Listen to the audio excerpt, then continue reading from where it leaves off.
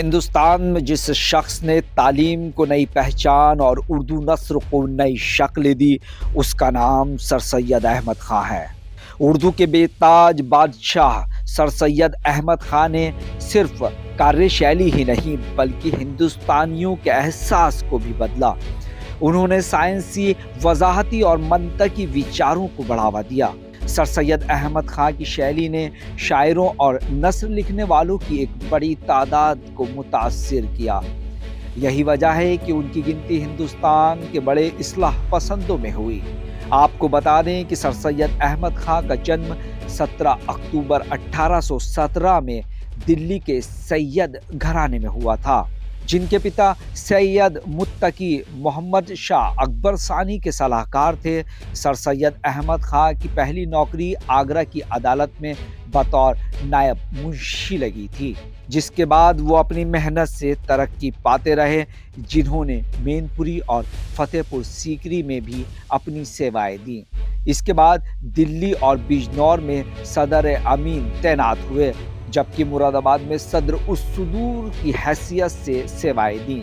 वहीं बाद में गाजीपुर और बनारस में भी तैनात रहे। सभी जगह उन्हें बेहतरीन कार्य के लिए स्वीकार किया गया। दरअसल मुरादाबाद में सर सैयद अहमद खां का साल 1858 से 1862 तक करीब 4 साल का दौर रहा।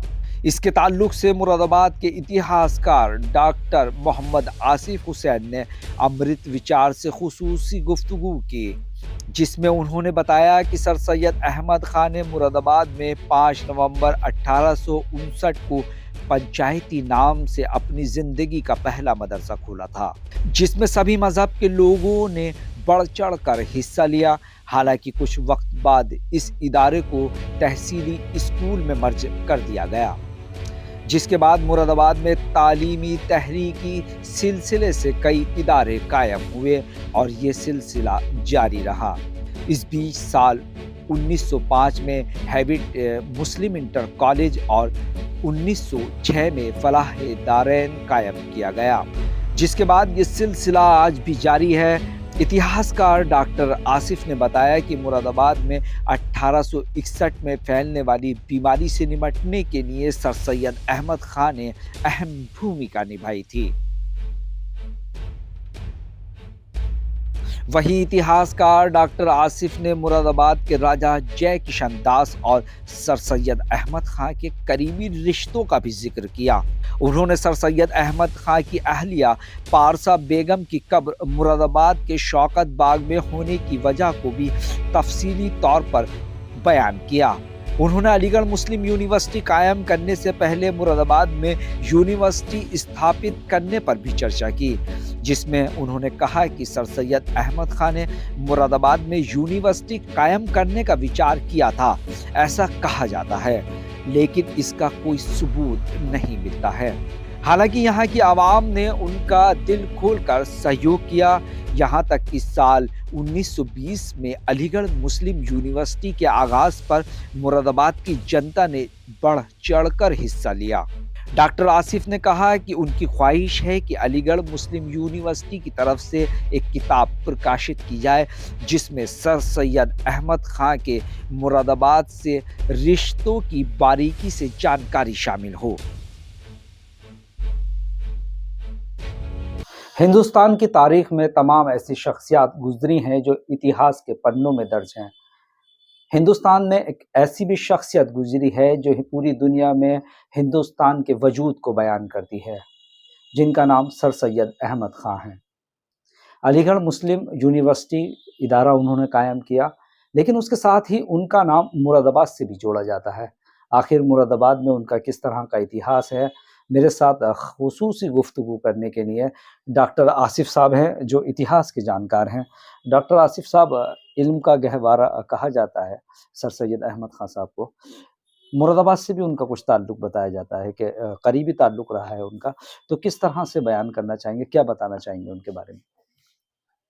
देखिए, सर सैयद का मुरादाबाद से बहुत गहरा ताल्लुक है, इसमें कोई शक नहीं है। अप्रैल 1858 में पहली जंग आज़ादी के लगभग इख्तिताम पर जब ये जो इसकी लहर थी थोड़ी सर्द हुई, तो वो मुरादाबाद तशरीफ़ लाए थे और फिर 12 मई 1862 तक उनका मुरादाबाद में क़याम रहा। 3 साल तक करीब। इस दरमियान उन्होंने मुरादाबाद में बहुत ही अहम कारनामे अंजाम दिए, जिसमें ख़ास तौर से उनकी तसनीफ़ और उनकी जो किताबें हैं, उनको हम ले सकते हैं। जैसे रसाला असबाब बगावत हिंद उन्होंने यहाँ लिखा, तारीख़ ज़िला सरकशी बिजनौर उन्होंने यहाँ से शाये की।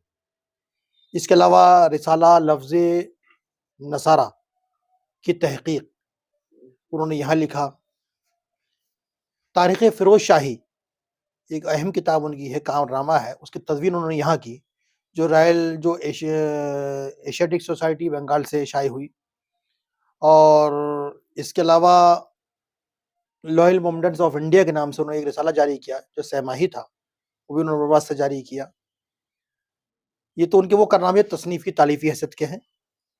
अब अमली ज़िंदगी में अगर आप देखें तो उन्होंने यहाँ एक बहुत बड़ा कारनामा ये अंजाम दिया कि अपनी ज़िंदगी में उन्होंने सबसे पहला मदरसा अगर कायम किया, एक छोटा स्कूल कायम किया। उस दौर में आमतौर पे ये मकतब और मदरसा ही कहा जाता था स्कूल के लिए, पाठशाला जैसे होती थी। तो वो उन्होंने सर सैयद मुरादाबाद में कायम किया 5 नवंबर 1859 को, और उसको उन्होंने नाम दिया पंचायती शुरुआती दौर मदरसा। की बात चल रही है। जी, जी। पंचायती मदरसे का नाम उन्होंने उसको दिया और उसमें अंग्रेज़ी, फ़ारसी और इल्म हिंसा, रियाज़ी यानी मैथ्स वगैरह सारी तालीम उसमें होती थी। और उसकी ख़ास बात ये थी, जो सर सैयद ने सबसे पहले उसूल दिया था, यानी वो कहते थे गवर्नमेंट की मदद पर आप इन्हिसार मत कीजिए, बल्कि अपनी मदद आपके उसूल पर उन्होंने कायम किया था। Self dependent. Self dependent. तो उस दौर में यहाँ के जो रईस लोग थे और जो अमीर लोग थे, बिला तफ़रीक़ मज़हब, चाहे वो हिंदू थे, चाहे मुसलमान थे, उन सबसे उन्होंने ताउन लिया और उन्होंने वो इदारा कायम किया। उसमें ग़ालिबन वो 2 साल इदारा चला और उसकी ख़ुसूसियत ये थी कि उसमें 175 बच्चे दाखिल हुए थे, जिसमें से 72 बच्चे हिंदू थे और बाकी मुस्लिम थे।